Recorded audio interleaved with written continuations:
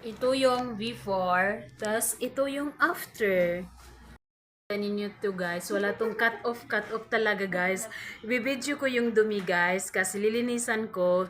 Tingnan ko kung totoo talaga. Proven tested. Ano ba yon? Tapos ito guys, ito yung gamit kong panglinis galing sa company ng daddy ko.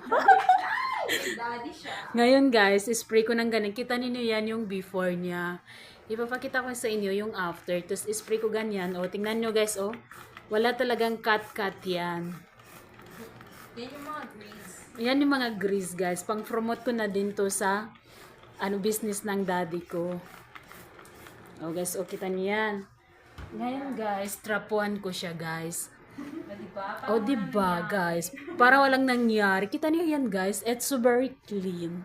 Nakita mi kisame namin. O, di ba nadamay? Oo, nakita Oo nga, oo, diba damay? Tapuhan mo, tapuhan mo. O, di ba? O diba? Anong pagkaiba?